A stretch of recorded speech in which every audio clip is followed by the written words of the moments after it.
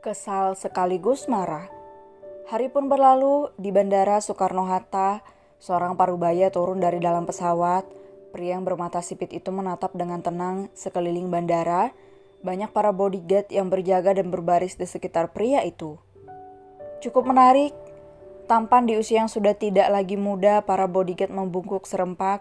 Meski mereka tidak mengerti namun tetap melakukannya dengan tenang, meski dalam hati takut dengan aura itu.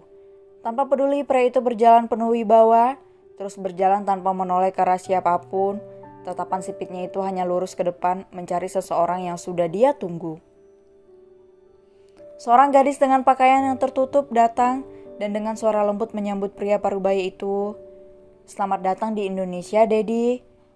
Suara lembut itu mengalun indah, ekspresi semula dingin berubah menjadi tersenyum. "Zahra, apa itu dirimu?" tanya pria parubaya itu sedikit menggoda. Gadis di depannya sudah dewasa dari terakhir kali bertemu. Iya, dia sudah menganggap Zahra putrinya padahal dia adalah adik ipar putrinya sendiri. "Apakah Dedi sudah melupakan Zahra yang cantik ini?" Tahu begitu Zahra tidak mau menjemput Dedi. Mana jauh lagi dari rumah Zahra. Berpura-pura merajuk di depan Dedi angkatnya itu. "Apa kau merajuk, sayang?" "Dedi?" Iya, tidak lagi. Ayo, Dedi sudah sangat lapar." "Tenang, Dad, Zahra sudah masak banyak untuk kita semua." Zahra tersenyum, namun seketika wajahnya menjadi sendu. Itu pun tidak luput dari pandangan parubaya itu. "Ada apa?" Sebenarnya sudah tahu, namun dia tidak bisa melihat putri angkatnya itu sedih. "Maaf," hanya itu yang keluar dari mulut Zahra. Dia tidak bisa melanjutkan kata-katanya. "Tenang saja, semua pasti baik-baik saja." Setelah itu, keduanya memasuki mobil dan pulang. Di mansion Deluxis, pria sedang ingin makan cilok. Entah kenapa dia mengidam itu sebelum melahirkan. Dia dan si kembar akhirnya pergi mencari cilok itu, hingga akhirnya kedua anak dan ibu itu menemukannya. Tentu saja cilok yang beli tanpa bumbu, sedangkan rujak yang dibeli pun hanya bumbunya saja. "Mom, ayo pulang nanti Dedi khawatir," ucap Alex sembari membantu mominya yang kesulitan berdiri. Diikuti Lexa di samping kiri.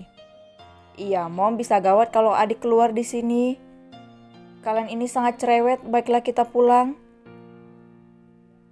Sungguh, kehamilan kali ini perutnya sangat besar dibanding dulu sewaktu hamil sekembar yang terlihat biasa saja. Atau mungkin dulu dia kekurangan gizi, sekarang malah berjalan pun susah.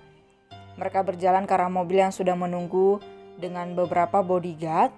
Belum sampai pria sudah merasakan perutnya sakit. Sangat sakit hingga pria sedikit terduduk dan si kembar pun berteriak karena mereka masih berada di tengah jalan. Takut ada kendaraan yang melintas. "Mom," teriak keduanya histeris. Mereka merasa bersalah dan menangis. Hup, hup. Napas pria tak beraturan, sepertinya dia berusaha mengatur napasnya. Para bodyguard yang berjaga langsung berlari mendekati, tapi mereka tidak berani untuk menyentuh istri tuannya. Karena itu adalah larangan. Pada akhirnya salah satu bodyguard itu mengirim pesan pada Alexo. Si kembar menangis apalagi darah sudah mengalir di sela kaki momi pria. Mereka berdua tidak bisa berbuat apa-apa karena masih kecil, harus menunggu ambulans dan Dedi mereka. "Dedi, kalau terjadi sesuatu sama momi aku tidak mau memaafkan Dedi." Kesal Alex karena dia tahu para bodyguard itu dilarang, makanya mereka tidak berani bertindak. "Kakak, darah, momi." Lexa semakin terisak, air matanya semakin deras mengalir. Mobil berhenti tepat di depan mereka. Seorang perempuan dan seorang pria parubaya keluar dari dalam mobil dan mendekat. "Ya Allah kalian, Tante tolong momi." "Hicks." "Ya sudah, yuk Tante bantu bawa ke rumah sakit." Dengan cepat Zahra memapa pria yang sudah kesulitan untuk berjalan. Beruntung si kembar membantu. "Dad, tolong mobilnya agak ke sini." Pria parubaya itu mengangguk kemudian menyuruh sopirnya mendekat. Setelah semua masuk, mereka langsung tancap gas pergi ke rumah sakit. Tentu Alex menatap tajam para bodyguard itu dan meninggalkan mereka semua. Setelah mendapat pesan, Alexo segera meluncur ke tempat kejadian diikuti Arya yang setia menemani bosnya itu. Namun ternyata istri dan si kembar dibawa oleh seseorang ke rumah sakit. Alexo merasa bersalah pada si kembar. Seharusnya dia tidak bersikap seperti itu. Nasi sudah menjadi bubur, bukan tidak bisa kembali menjadi nasi. Bersiaplah, ini salahmu sendiri, batinnya pada diri sendiri. Alexo sangat tahu setelah mendengar cerita salah satu bodyguard yang dibawa ke rumah sakit, yang lain ikut kembali ke mansion. Setelah sampai di rumah sakit, hawa dingin kembali menyeruak. Sejak tadi Alex sudah menahan amarahnya, apalagi mominya belum keluar dari ruangan. Entah apa yang terjadi di dalam. Anak kecil itu memang tidak menangis, berbeda dengan Lexa yang menangis terseduh-seduh. Bahkan Zahra yang mencoba untuk menenangkannya pun dibuat kewalahan. Pria parubaya itu hanya diam sambil memperhatikan, merasa familiar dengan wajah Alex. Sayang, Alexo datang dengan sejuta kekhawatirannya, namun stop di sana, jangan mendekat, ucap Alex dingin. Sayang, Dedi hanya... Apa Dedi tahu kesalahan Dedi? Tekan Alex. Alex, dengarkan Dedi sayang. Untuk apa? Jika bukan karena peraturan bodoh yang dibuat Dedi ini, semua tidak akan terjadi pada Momi.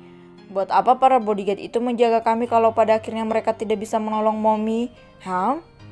Cecar Alex, rasa kekesalannya pada Dedinya masih mendominasi.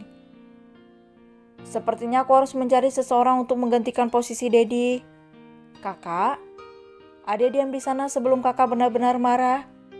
Perintahnya, Lexa menurut dan dia diam sambil dipeluk kembali oleh Zahra yang diam saja mendengar perdebatan anak dan ayah itu. Begitupun pria parubaya itu hanya diam memperhatikan, tidak ada niat untuk melerai ataupun membantu. Dedinya itu sangat keterlaluan, harus segera dibeli pelajaran. Terlalu posesif juga tidak baik, dan lihatlah akibatnya sekarang, posesif juga ada tempatnya.